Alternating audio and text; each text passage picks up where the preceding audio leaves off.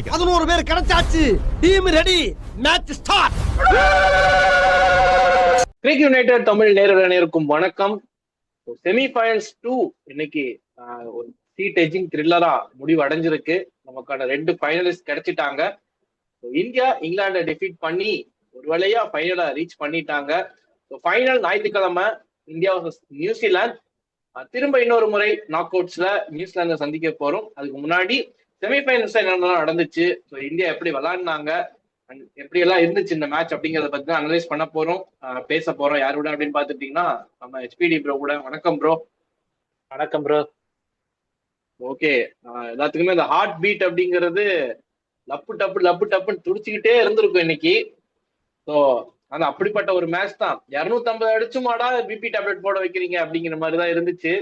But இன்னைக்கு வந்து பாத்துட்டீங்கன்னா ஃபர்ஸ்ட் இந்த பிச் கண்டிஷன்ஸ்ல இருந்தே நம்ம போயிடும்.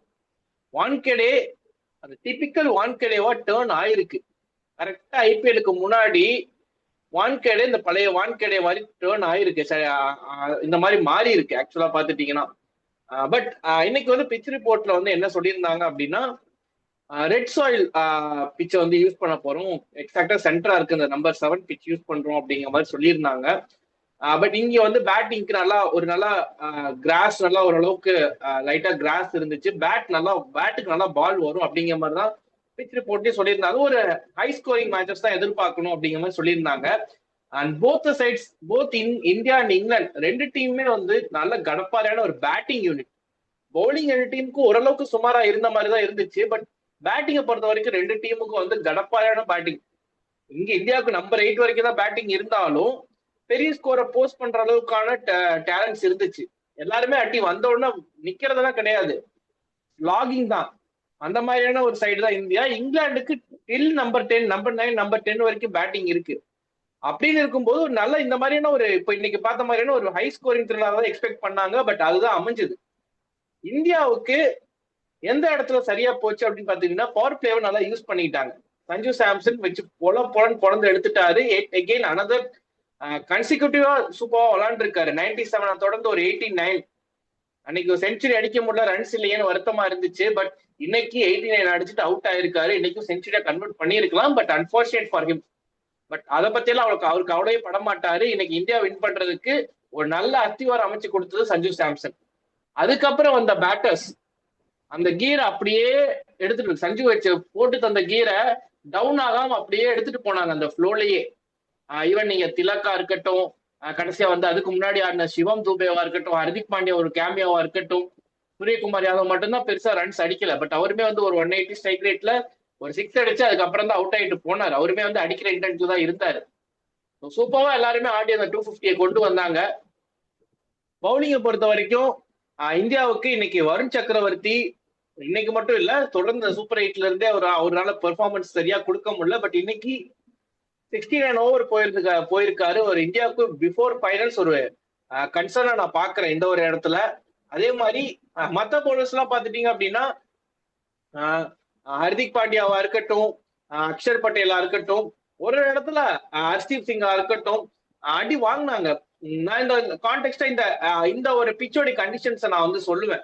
ஆக்சுவலா இந்த பிச்சில் இவ்வளவுதான் போல் பண்ண முடியும். ஆவரேஜா ஒரு பவுலர்ஸ் வந்து இப்படிதான் போல் பண்ண முடியும். ஏன்னா இங்கிலாந்து பவுலர்ஸ் யாருமே வந்து 10க்கு கீழே எக்கனாமி இல்ல. வாட் மேட் டிஃபரன்ஸ், இந்த ரெண்டு டீமையும் டிஃபரன்ஷியேட் பண்ணது என்ன அப்படின்னு பாத்துட்டீங்கன்னா, ஒன் மேன் அவரு மட்டும்தான் இந்த ரெண்டு சைடுக்கும் இருக்க டிஃபரன்ஸ். அவரை ஏன் நம்ம கோட்னு கூப்பிடுறோம், ஏன் நம்ம கோட்னு கால் பண்றோம் அப்படிங்கிறதுக்கான ஒரு எக்ஸாம்பிள் இன்னைக்கு காட்டியிருக்காரு. நிறைய டைம் அவர் ப்ரூவ் பண்ணிட்டாரு அவர் ஏன் கோட் அப்படின்னு. பட் ஜஸ்பிரீத் பும்ராவை நம்ம ஏன் கோட் அப்படின்னு சொல்றோம்னா, த இன்னிங்ஸ் லைக் திஸ், இந்த மாதிரியான ஒரு பவுலிங் ரெண்டு டீமும் ஆல்மோஸ்ட் இந்த இடத்துல 500 ரன்ஸ், ஆல்மோஸ்ட் 500 ரன்ஸ் இன்னைக்கு ரெண்டு இன்னிங்ஸ்ல அடிக்கப்பட்ட ஸ்கோர்ல இவருடைய எக்கனாமி அரௌண்ட் 8க்கு கம்மி தான். 4 ஓவர்ஸ்ல 31 ரன்ஸ், ஒரு விக்கெட். நார்மலா உங்களுக்கு இந்த கான்டெக்ஸ்டா நீங்க ஒரு 5 வருஷம் கழிச்சு இந்த கேமோடைய கான்டெக்ட் இல்லாம ஸ்கோர் கார்டு மட்டும் எடுத்து பாத்துட்டீங்க அப்படின்னா ஒரு நார்மல் ஸ்பெல் மாதிரி தெரியும். பட் இந்த கேமோடைய கான்டெக்ட் எடுத்து பார்க்கும்போது ஜஸ்பிரீத் பும்ராவோட போல் பண்ணது ஒரு பக்கா மேட்ச் வின்னிங் பவுலிங்கா தெரியும். நம்மளால உணர முடியும். அந்த மாதிரியான ஒரு பவுலிங் ஜஸ்பிரீத் பும்ரா இன்னைக்கு போல் பண்ணியிருக்காரு. எட்டேகின் நம்ம ஏன் கோட்டுன்னு சொல்றோம், எட்டேகின் ஏன் சேவியர்னு சொல்றோம் அப்படிங்கிறத காட்டியிருக்காரு. இன்னைக்கு நிறைய இந்தியன்ஸ் வந்து ஒரு எப்படி சொல்றது சைக்காட்டிஸ்ட கன்சல்ட் பண்ணாம இருக்காங்கன்னா அதுக்கு காரணம் ஜஸ்பிரீத் பும்ரா தான். மென்டல் பீஸ அப்பப்போ வந்து சேவ் பண்ணி கொடுத்துட்டே இருக்காரு. இன்னைக்கும் நமக்கு மென்டல் பீஸ சேவ் பண்ணது ஜஸ்பிரீத் பும்ரா தான். வான்கேடையில கண்டிப்பா செல வைப்போம். அது ரிட்டையர்மெண்ட்டுக்கு அப்புறம் வைக்கிறோமா இல்ல இப்பவே வச்சிடலாம்னு நினைக்கிறேன். ஏன்னா அந்த மாதிரியான இம்பாக்ட்ஃபுல்லான போலிங் தான் த்ரூ அவுட் போட்டிருக்காரு கரியர்லயே. இந்த போன ஐபிஎல் ஹர்திக் பாண்டியாட்ட ஒரு கேள்வி கேட்பாங்க, ஜஸ்பிரீத் பும்ராக்கு எப்போ போல்ட் பண்ணணும் அப்படின்னு நீங்க டிசைட் பண்றீங்க அப்படின்னு கேட்பாங்க. அவரு சொல்லுவாரு சிம்பிள், எப்பப்பெல்லாம் மேட்ச் கைவிட்டு போதோ அப்பப்பெல்லாம் பால் ஜஸ்பிரீத் பும்ராட்ட கொடு. இன்னைக்கு அதே தான் நடந்துச்சு. 18வது ஓவர் யாருக்கு தரணும், ஏன்னா அந்த டைம் தான் வந்து அந்த ஓவர் தான் வந்து கேம் சேஞ்சிங் ஓவரா இருக்க போகுது. அந்த ஓவர் அடி வாங்குச்சு அப்படின்னா கேம் இங்கிலாந்து பக்கம் சாயலாம். கரெக்டா வந்தாருங்க, போட்டார் yorker yorker yorker. England players chance எடுக்கல, அடுத்த 2 ஓவர் தள்ளிக்கலான்ட்டு மெதுவா ஆடிட்டு போயிட்டாங்க. அந்த ஒரு பயம் சைக்கலாஜிக்கலா ஜஸ்பிரீத் பும்ரா மேல ஒரு பயம். அண்ட் ஸ்டில் நான் ஏன் கோட்டு அப்படிங்கிறத காட்டிக்கிட்டே இருக்காரு. ஸோ நான் வந்து ஜஸ்பிரீத் பும்ராவுடைய பவுலிங்ல இருந்தே வந்தேன். நான் வந்து பின்னாடி இருந்து முன்னாடி போறேன் உங்ககிட்ட. மேட்சை வந்து நான் அப்படியே சும்மா சம்மரைஸ் பண்ணேன். பட் உங்ககிட்ட வந்து இந்த கடைசியில இருந்து போவோம். ஜஸ்பிரீத் பும்ராவை பத்தி இந்த மேட்ச் ஜஸ்பிரீத் பும்ரா ஃபயரா இருந்துச்சு. உங்களுடைய வாயிலிருந்து வார்த்தைகள் வரணும் அப்படின்னு ஆசைப்படுறேன். ஜஸ்பிரீத் பும்ரா எப்படி இருந்துச்சு? அதேதான். Yes. We bow to you, man. We bow to you. You are always a savior. Both for my club, both for my country. நீ இல்லைன்னா என் கிளப்புக்கும் சரி என் கண்ட்ரிக்கும் சரி எத்தனையோ மேட்ச் கையை விட்டு போயிருக்கும். நீ இருந்ததுக்கு அப்புறம் தான் கிளப்போட ஃபியூச்சரும் மாறுச்சு, கண்ட்ரியோட ஃபியூச்சரும் மாறுச்சு. இந்த அளவுக்கான ஒரு காம்படிட்டிவ்னஸ் வேணும். என்ன நடந்தாலும் என்ன ஒரு சுச்சுவேஷன் வந்தாலும் பும்ரா கிட்ட கூட சரி பண்ணிடலாம். அவர் பவுலிங்கோட கிரேட்டஸ்ட் பிளேயரா அவர் ஆயிட்டாருங்க. அவர் வந்து இப்ப நீங்க எங்கேயுமே நீங்க அவரை கம்பேர் பண்ண முடியாது. நீங்க வந்து ஒரு காலத்துல நீங்க எந்த அளவுக்கு ஒரு வெஸ்ட் இண்டீஸ் பவுலர் மார்ஷல், அந்த மாதிரி சவுத் ஆப்பிரிக்கால டேல் ஸ்டெயின், ஆஸ்திரேலியால மெக்ரா, ஸ்டார்க்கு, இந்த மாதிரியான பிளேயர்ஸோட ஜஸ்பிரீத் பும்ரா ஒரு பேரு இப்பயே நம்ம சேர்த்துடலான்னு நான் கண்டிப்பா சொல்லுவேன். பாகிஸ்தானோட வக்கார் யூனிஸா இருக்கட்டும், இவரு வாசிம் அக்ரமா இருக்கட்டும், ஷமிந்தா வாசா இருக்கட்டும், இந்த மாதிரியான கிரேட்ஸோட நேம் கூட ஜஸ்பிரீத் பும்ராவோட பேரை இப்பயே இணைச்சிடலாம் நான் சொல்லிடுறேன் நான். ஏன்னா எல்லா ஃபார்மேட்லயும் அவர் கலக்கி இருக்கிறார். ஒரு ஃபார்மேட்டுக்குன்னு இல்ல, டெஸ்ட்ல வேணுமா டெஸ்ட்ல அவரால் மேட்சை மாத்தி கொடுத்துருக்கிற பர்ஃபார்மன்ஸ் இருக்குது, ஐபிஎல்ல மேட்சை மாத்தின பர்ஃபார்மன்ஸ் இருக்குது. இன்னைக்கான பர்ஃபார்மன்ஸ் வந்து one of the standalone performance.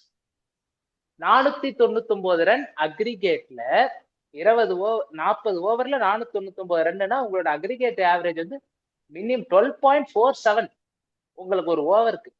அதுல ஜஸ்பிரீத் பும்ராவோட எக்கனாமி மட்டும் அரௌண்ட் 8 to 8.25. அந்த மாதிரியான ஒரு பர்ஃபார்மன்ஸ் இனி எக்காலத்துல எந்த ஒரு பவுலரால கொடுக்க முடியாது. இன்னொரு ஜஸ்பிரீத் பும்ரா மாதிரி ஒரு கேலிபர்ல ஒரு ரீஜன் மாதிரி பிறந்து வரணும் தான்.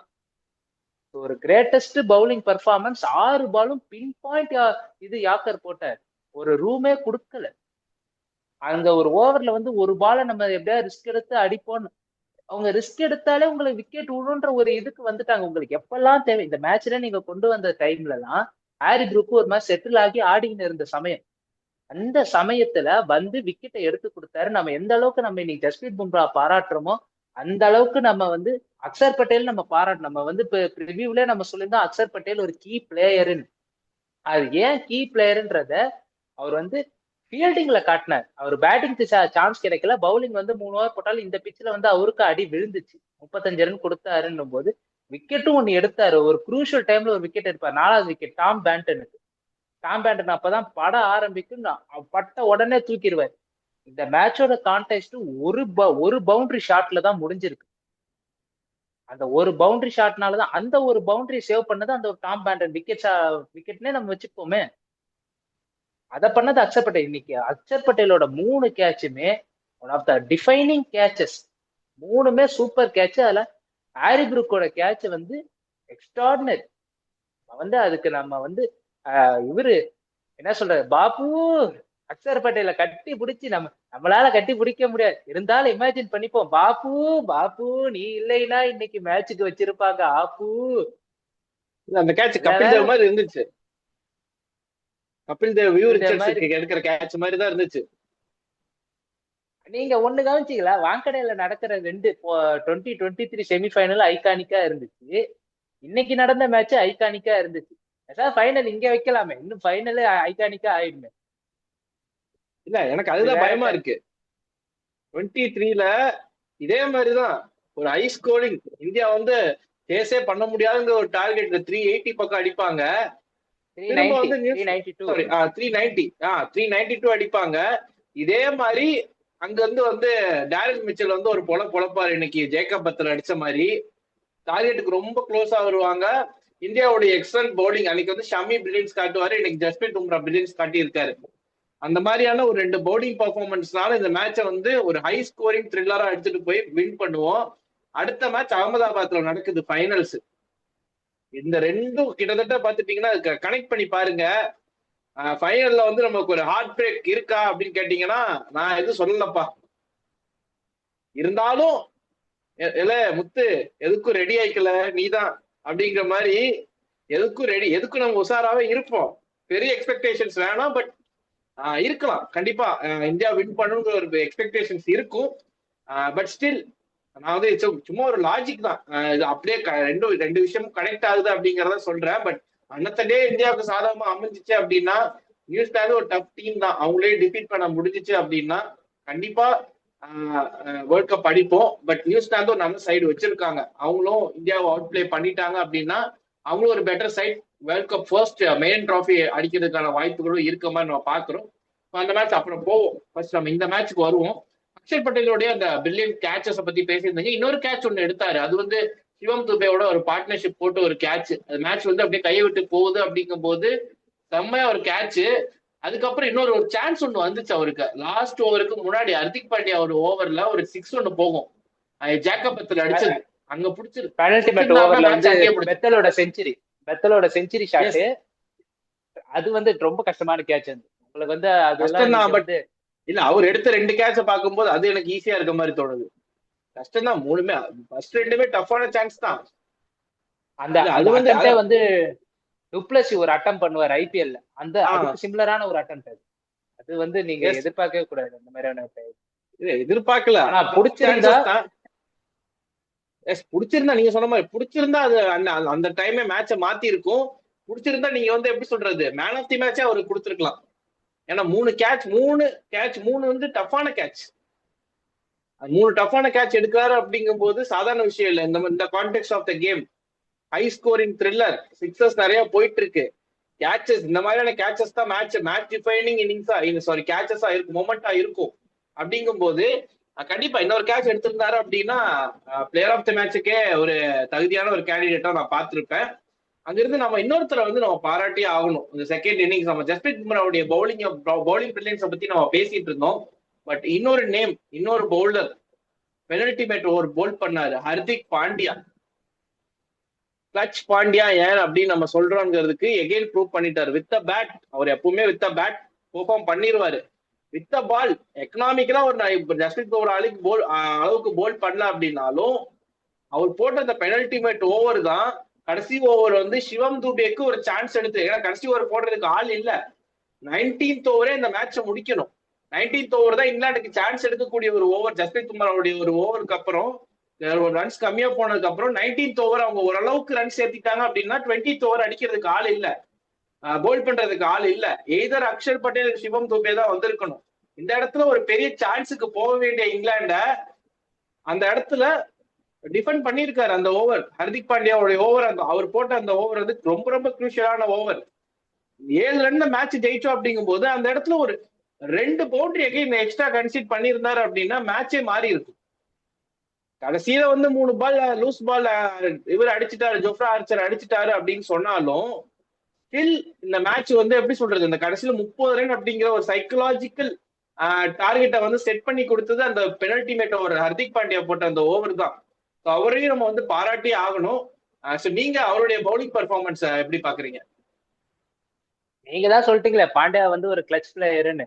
பேட்டிங்லயும் சரி பவுலிங்லயும் சரி. பேட்டிங்லயும் குரூஷலான நாக்கு 12 பாலுக்கு 27 மிக நல்ல ஒரு ஆக்சிலரேஷன் கொடுத்துட்டு தான் போனார். அந்த ஆக்சிலரேஷன் தான் ஸ்கோரை பூஸ்ட் பண்ண போச்சு. ஏன்னா சாம் கரன் ஒரு ஓவர் வந்து கொஞ்சம் நல்லா டைட்டா இறுக்கி பிடிச்சாரு, தூபேவெல்லாம் அவுட் ஆவாரு.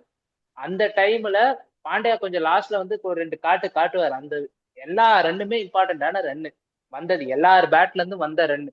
4ஓ 6ஓ டபுள்ஸோ சிங்கிள்ஸோ, இந்த மேட்சோட கான்டெஸ்ட பொறுத்த வரைக்கும் ஒரு ரன்னுமே தங்கத்துக்கு ஈடானது, பத்ரிநாத் சொல்ற மாதிரி. அந்த மாதிரியான கான்டெஸ்ட்ல நம்ம பாண்டியா வந்து ஃபர்ஸ்ட் 6 கொடுத்துருவாரு. அது வந்து 6 கொடுத்துட்டு அதுக்கப்புறம் வந்து வெறும் 3 ரன் தான் கன்சீட் பண்ணுவார் அந்த ஓவர்ல. அதுலயும் லாஸ்ட் பாலு அது வந்து ஒரு பாலை போட்டுருவார், லீகல் டெலிவரி போட்டு அதை வந்து ஒரு நோலுக்கு ஒரு ஆரா ஃபார்மிங் பண்ணுவாரு. அங்கேயும் எல்லாம் நமக்கு பார்க்கும்போது, யோ மேட்ச் முடியலையா, நீ என்ன ஆரா ஃபார்மிங் பண்ற, சட்டப் மேன், எந்த எல்லாம் ஆரா பண்றதுக்காகவே பிறந்தவன்டா. அவரு சொல்லுவாரு, மேட்ச் முடியல நான் முடிச்சிட்டேன் அப்படின்பாரு. இந்த அவருக்கு தெரியும் அந்த ஓவர் நான் நல்லா போட்டேன்னா மேட்ச் முடிஞ்சுன்னு அவருக்கு தெரியும்.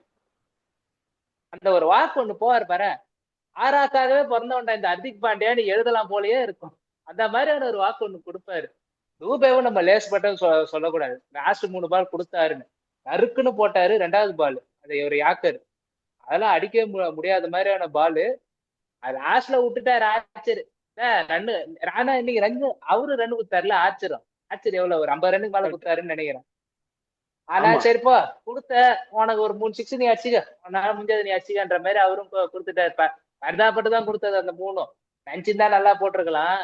அதான் மேட்ச் ஜெயிச்சாச்சு, எது சும்மா என்ன சயன சத்தம் கேட்குமா கேட்காதான் தான் உள்ள வந்து லைட்டா உள்ள ஒதிரினே இருந்துச்சு. சைரா அடிக்கூடாது அடிச்சிருந்தா சங்கு ஊதி இருப்பாங்க.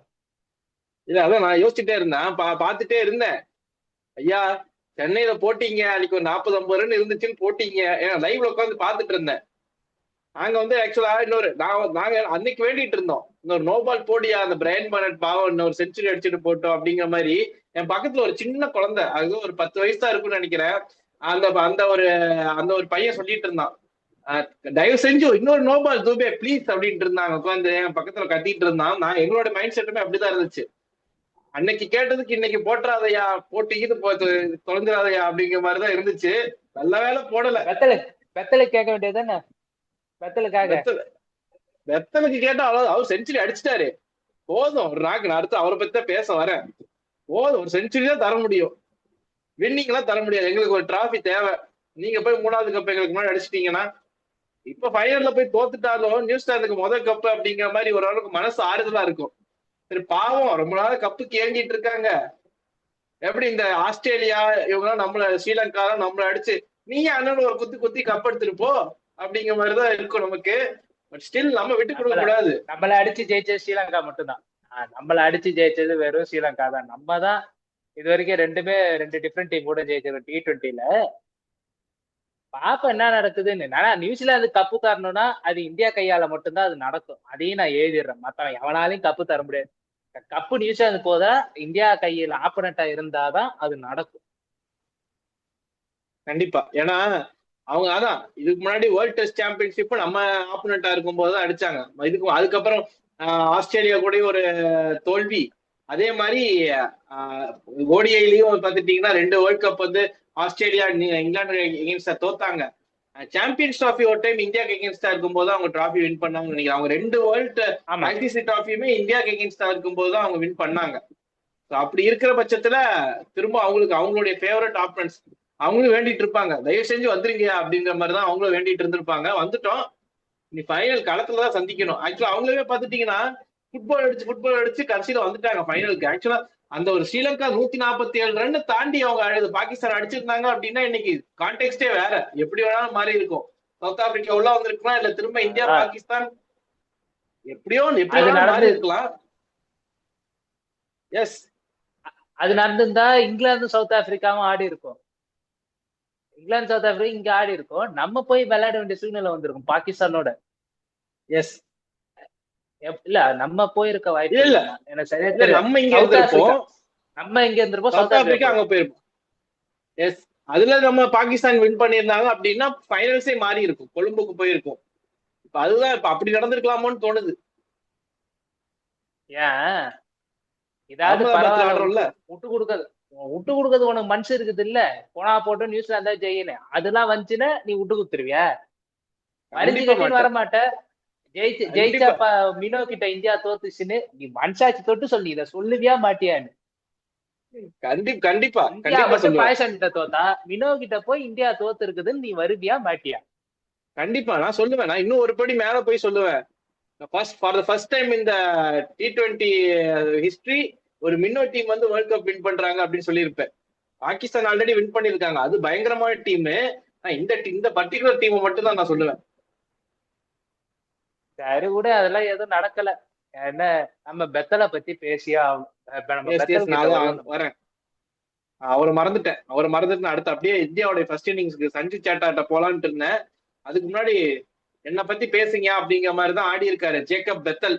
One of the finest innings. நான் நேத்து சொல்லியிருந்தேன், இந்த T20 வேர்ல்ட் கப்ல தான் செஞ்சுரிஸ் அதிகமா வந்துட்டு இருக்கு அப்படின்னு, என்னையும் லிஸ்ட்ல ஆட் பண்ணிக்கோங்க அப்படிங்கிற மாதிரி ஜேக்கப் பெத்தலும் அடிச்சு கொடுத்துட்டாரு. வான்கேல பக்கா பேட்டிங் ட்ராக்கு எப்படி யூஸ் பண்ணும். மத்த ஒரு சைட்லாம் பேட்டர்ஸ் வரதும் போறதுமா இருந்தாங்க, வந்து அடிச்சாங்க. சால்ட் அடிச்சாரு, பட்லர் கொஞ்சம் நின்னாரு, அப்படி இப்படின்னு அடிக்கும் போது இந்த டார்கெட்டை சேஸ் பண்ணோம் அப்படின்னா எல்லாருமே அடிக்கணும், ஆனா ஒருத்தர் மட்டும் கடைசி வரைக்கும் நின்று அடிக்கணும் அப்படிங்கிற ஒரு டெம்ப்ளேட் இருந்துச்சு. அந்த ஒரு வேலையை வந்து கரெக்டா எடுத்துட்டாரு ஜேக்கப் பெத்தல்.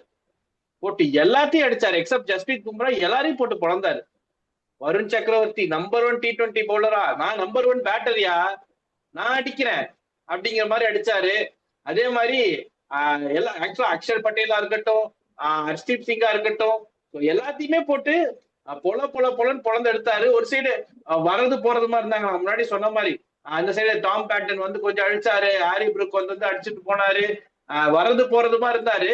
கடைசியில அந்த ஒரு 2 ஓவர்ல மிஸ் பண்ணிட்டாரு அப்படிங்கிற மாதிரி தான் எனக்கு தோணுது. அவர் அடிச்சிருந்தாரு, அடிச்சு வின் பண்ணி கொடுத்திருந்தாங்கன்னா one of the greatest T20 நாக்காவே இது இருந்திருக்கும். ஒருவேளை இங்கிலாந்து இன்னைக்கு வின் பண்ணி ஃபைனல்ஸ் போயிருந்தாங்க அப்படின்னா T20 ஹிஸ்டரியில அடிக்கப்பட்ட ஒரு கிரேட்டஸ்ட் நாக்கா இருந்திருக்கும். நீங்க இதை விட ரன்ஸ் அதிகமா அடிச்சிருக்கலாம், பட் மேட்சோடைய கான்டெக்ட் நீங்க பார்க்கும்போது 254 சேசிங், இந்த இடத்துல ஒரு செஞ்சுரி தனியாளா நின்று அடிச்சு தராரு அப்படிங்கும் போது ஜேக்கப் பெத்தலுடைய இன்னிங்ஸ் பாராட்ட பெற்றிருக்கும். பட் அன்பார்ச்சுனேட்லி இந்த இன்னிங்ஸ் வந்து ஒரு எப்படி சொல்றது, கூடிய சீக்கிரம் மறந்து போயிருமோ அப்படிங்கிற மாதிரி எனக்கு தோணுது. ஒருவேளை ஜெயிச்சிருந்தாரு அப்படின்னா நம்ம எல்லாரும் ஹெட்டை பத்தி எப்படி பேசிட்டு இருந்திருப்போமோ, அடுத்த ஒரு 10 வருஷத்துக்கு ஹெட்டோடைய 10 வருஷத்துக்கு இல்ல, லைஃப் லாங் உயிர் இருக்க வரைக்கும் அந்த ஹெட்டோட இன்னிங்ஸை பத்தி மறக்க மாட்டோம் அப்படிங்கிற மாதிரி பெத்தலோட இன்னிங்ஸ் இருந்திருக்கும். பட் தேங்க்யூ ஃபார் கடவுள் ஜஸ்பிரீத் பும்ரா காப்பாத்தி கொடுத்துட்டீங்க. பட் இருந்தாலும் நம்ம பாராட்டி ஆகணும் ஜேக்கப் பெத்தலோடைய இன்னிங்ஸ. ஸோ நீங்க எப்படி பாத்தீங்க ஜேக்கப் பெத்தலை, எப்படி ஆடினாரு? ஃபர்ஸ்ட் அண்ட் ஃபார்மோஸ்ட் இதுதான் பிக்கஸ்ட் செலிட். இந்த மாதிரியான ஒரு நாக்கு அடிக்கிறதுக்கு ஒரு கட்ஸ் வேணும். அந்த ஏஜ் ஆஃப் அரௌண்ட் ஒரு 22-23 இந்த மாதிரி ஒரு மெச்சூரிட்டியோட ஆடுறது வந்து பெரிய விஷயம். Jacob Bethell was a big known talent. இன்னொன்னு சொல்றேன், யாருன்னு அவன் சம்மந்தமே இல்லாம அடிச்சான்னு நம்ம சொல்லலாம், சம்பந்தம் இருக்குது. He is a Caribbean player. Jacob Bethel is a Caribbean origin player who has came from West Indies. Under 19ல under 15 வெஸ்ட் இண்டீஸ்ல விளையாடின ஒரு பிளேயர். அதுக்கப்புறம் தான் இங்கிலாந்து மைக்ரேட் ஆகி இங்கிலீஷ் பிளேயர் ஆனாரு. Wankhede Caribbean flag, hitting the hell out of India. ஒரு நிமிஷம் எனக்கு சிம்மன்ஸ கண்ணு முன்னாடி கொண்டு வந்துட்டு போனாரு. ரியலி அதெல்லாம் சரியான ஆட்டி. அவர் டக்குன்னு மைண்ட்ல வந்துச்சு, ஒன்னு லைட்டா ஆட் பண்ணிடுறோம். நம்ம வந்து ஜேபி அடிப்பாரு ஜோஸ் பட்லர் அடிப்பாருன்னு நினைச்சிட்டு இருந்தோம். பட் இந்த ஜேபி வந்து அடிச்சுட்டு போயிட்டாரு ஜேக்கப் பெத்தல். ஆனா மேட்சை சேவ் பண்ணதும் ஒரு ஜேபி தான், ஜஸ்பிரீத் பும்ரா. இந்த மேட்ச் வந்து ஒரே லைன்ல முடிக்கணும் அப்படின்னா ஜேபிக்கு எக்ஸ்பெக்ட் பண்ணி வந்தோம், வேற ஒரு ஜேபி அடிச்சாரு. ஆனா இன்னொரு ஜேபி பண்ணிட்டு போயிட்டாரு. எஸ் காப்பாத்துறது ஒரு ஜேபி தான். இதை வந்து டீகோட் பண்ணிக்கோங்க. அவர் என்ன அடி அடிச்சாரு வந்த உடனே ஒரு மாதிரி. இந்த மேட்சை பொறுத்த வரைக்கும் எல்லாருமே அடிக்கணும்ன்றதான் இது ப்ரையாரிட்டி. நின்னுங்களா இருந்தாலும் வேலைக்கே சுத்தம் வருண் சக்கரத்துல பார்க்கவே இல்லை. இசை ஒரு கிரேட்டஸ்ட் பவுலர் கீழே அதெல்லாம் இல்லை. இந்த தேர்தல மாட்டினியா வச்சு இடிச்சு தள்ளிடுறேன் நான். எல்லாம் சுத்தி காட்டினார். அவர் வந்து என்ன சொல்றது, இது வந்து unfortunate ending in losing cause. இது மாதிரியான ஒரு நாக்கு வந்து மறந்துடுவாங்களான்னு கேட்டா ஆமா, வேற வழி இல்லை. நீங்க வந்து ஜெயிச்சா மட்டும்தான், வின்னர் டேக்ஸ் இட் ஆல். உங்களை லூசர்ஸ் வந்து ஓரளவு தான். ஏன்னா நான் இந்த எக்ஸாம்பிள் ஏன் சொல்றேன்னா 2012 வேர்ல்டு கப் நான் 2012 தான் நான் போவேன். வெஸ்ட் இண்டீஸ் ஆஸ்திரேலியா மேட்ச்ல கெயில் அடிச்சதுதான் ஞாபகம் இருக்கும். வெஸ்ட் இண்டீஸ் ஆச்சு இந்த 205 தான் ஞாபகம் இருக்கும். ஆஸ்திரேலியால கேப்டன் இல்ல அவர் என்னவோ ஜார்ஜ் பெய்லி வந்து 29 பாலுக்கு 64 ரன். இன்னைக்கு வந்து அது வந்து பார்க்க வந்து ஒரு ஆர்டினரி ஸ்கோரா இருக்கலாம். 2012 அன்னைக்கு வந்து இது எக்ஸ்ட்ராடினரி ஒரு ஸ்கோர். அந்த மாதிரியான ஒரு நாக் ஆடினது ஃபேட் அவுட் ஆகிடுச்சு. இன்னைக்கு என்ன மாதிரி நான் சொல்றதுனால ஒரு 4 பேருக்கு தெரியலாம். அதுக்கப்புறம் நீங்க போய் ஸ்கோர் கார்டு பாத்தீங்கன்னா உங்களுக்கு இந்த ஸ்கோர் கார்டு இருக்கும். அதே மாதிரியான ஒரு சுச்சுவேஷன் தான் வரும். பட் இன்டர்நெட் இருக்கிற ஒரு கலாச்சாரத்துல இந்த நாக் அழியுமான்னு கேட்டா அழியாது. It would be similarly iconic Suresh Raina's 87 off 25. எத்தனை பிளேயர் எத்தனை அடி அடிச்சாலும் வச்சு மாடுன்னு அடிச்சாலும் ஒருத்தனாலையும் 25 பால்ல 87 அடிக்க முடியாது. அந்த மாதிரி சுரேஷ் ரெய்னா ஒரு ஸ்டாண்டர்டை செட் பண்ணிட்டு போயிட்டாரு. அந்த ஸ்டாண்டர்ட் எப்படி அழியாம இருக்குமோ அதே மாதிரி எவ்வளவு பேர் ஐசிசி ஈவெண்ட்ஸ் எல்லாம் நடந்தாலும் ஒரு நாக் அவுட்ஸ் நடந்தாலும் பெத்தல் மாதிரி ஒரு ஆள் வந்து கவுண்டர் அட்டாக் பண்ணி அடிச்சு கொடுத்து மேட்சை கொண்டு போனார் அப்படின்னு ஒரு 250 சேஸ் திருப்பி வருதுன்னா இங்கிலாந்து மாதிரி ஒரு சேஸ பண்ண முடியும், இந்த அளவு கொண்டு போக முடியும், பெத்தல் மாதிரி ஆட முடியும்ன்ற ஒரு நம்பிக்கை இருக்க வைக்கணும்னா அந்த நம்பிக்கை வர வைக்கிறாருன்னா இன்னமும் மற்ற ஃபியூச்சர்ல அப்படி இருக்கும்போது பெத்தலோட இந்த ஒரு நாக்கு வந்து பேசப்பட்டுக்கினே இருக்கும். கண்டிப்பா இந்த நாக்கு வந்து ஃபேட் அவுட் ஆகாது. நான் அதை மட்டும் நான் உறுதியா சொல்லிடுறேன். இந்த நாக்கு ஏதோ ஒரு இதுல வந்து உயிர் பெற்றுக்குனே இருக்கும் பல காலத்துக்கு. அவரோட ஷார்ட் செலெக்ஷன்ஸும் டைமிங்கும் எல்லாமே வந்து பக்காவா இருந்துச்சு. ஒரு ட்ரீட் டு வாட்ச், ஒரு ஃபியூச்சர் ப்ராஸ்பெக்டே சொல்லலாம். அவர் வந்து ஆல் ஃபார்மேட்ல வந்து பெரிய ஜெம்மா வர்ற வாய்ப்புகள் இருக்குது. மேன். கண்டிப்பா அங்கிருந்து இன்னொரு பிரில்லியன்ட் பேட்டிங் இன்னிங்ஸ் நம்ம அப்படியே எடுத்துட்டு போவோம். நம்ம சஞ்சு சேட்டா வந்து ஃபார்ம் அவுட்டு, இந்த வேர்ல்ட் கப்லயே வந்து பெஞ்ச்ல தான் உட்காருவாரு அப்படிங்கிற மாதிரி ஏகப்பட்ட பேச்சுக்கள். ஸ்டார்டிங்ல அவருடைய பிளேஸ் எடுத்து கில்லுக்கு கொடுத்தீங்க, அதுக்கப்புறம் அவரை கீழே தள்ளினீங்க, அதுக்கப்புறம் ஸ்குவாட்லயே இல்ல, சாரி பிளேயிங் லெவல்லயே இல்ல அப்படிங்கிற மாதிரி வச்சிருந்தீங்க ஏசியா கப்ல. அதுக்கப்புறம் கில்லு போயிட்டாரு ஸ்குவாட்ல வந்து வேர்ல்ட் கப்புக்கு இவரு தான் ஓப்பனிங் அப்படின்னு சொல்லும் போது சஞ்சு சேட்டா ஒழுங்கா விளையாடல, ஆவரேஜா தான் ஆடினாரு. இஷான் கிஷன் அந்த பிளேஸை ரீப்ளேஸ் பண்ணாரு. இஷான் கிஷன் தான் இந்த வேர்ல்ட் கப்புக்கு ஓபன் பண்ண போறாரு அப்படின்னு நினைச்சப்போ அப்படிதான் நினைச்சோம், அப்படிதான் நடந்துச்சு. பட் உள்ள வந்து சேட்டா ஒரு 2 இன்னிங்ஸ் சும்மா நின்றுட்டு போனாரு, வந்து ஒரு கேமியோ மாதிரி 2 இன்னிங்ஸ் ஆடிட்டு போனாரு. அதுக்கப்புறம் வெஸ்ட் இண்டீஸ் கிட்ட ஒரு பொழந்த மேட்சை வின் பண்ணி கொடுத்தாரு. அதே கான்பிடன்ட்ல வந்து இங்கிலாண்டை வச்சு செஞ்சுட்டாரு வான்கடையில. திரும்ப எப்படி சொல்றது, இது சேட்டா வந்து இன்னைக்கு இந்த இப்ப பழைய இந்த சவுத் ஆப்பிரிக்கா இன்னிங்ஸ் எடுத்து பாத்துட்டீங்க அப்படின்னா சவுத் ஆப்பிரிக்கால போய் ஒரு 2 செஞ்சுரி பேக் டு பேக் போடுவாரு. அடிச்சா எனக்கு செஞ்சுரி, இந்த மாதிரி பெரிய ஸ்கோர் தான், இல்லைன்னா கம்மியான ஸ்கோர் டக் அவுட் தான். அப்படிதான் இருந்தாரு அந்த ஒரு சீரீஸ்ல. அடிச்சா செஞ்சுரி இல்லைன்னா டக்கு, அடிச்சா இந்த மாதிரியான ஒரு பெரிய இன்னிங்ஸ் தான் அப்படிங்கிற மாதிரி எல்லாருமே சொல்லுவாங்க. நான் ஒரு 3 மேட்ச் தான் சஞ்சு ஆடுவாரு ஒரு டோர்னமெண்ட்ல. ஐபிஎல்ல பார்த்தா ஒரு 3-4 மேட்ச் இம்பாக்ட்ஃபுல் நாக் ஆடுவாரு, அதுக்கப்புறம் ஆட மாட்டாரு அப்படின்னு. 2 ஆடிட்டாரு, இன்னும் 1 வர வேண்டியது இருக்கு. கேட்டா ஃபைனல் இருக்கு அகமதாபாத்ல, முடிச்சு கொடுத்துருங்க அப்படிங்கிற மாதிரிதான் எல்லாரும் எக்ஸ்பெக்ட் பண்ணுவாங்க. உனக்கு எப்படி சொல்றது, ஃபார்ம் ஆஃப் இஸ் லைஃப்ல இருக்காரு. அவரை பொறுத்த வரைக்கும் எப்படிதான் ஏற்றம் இறக்கம் தான்.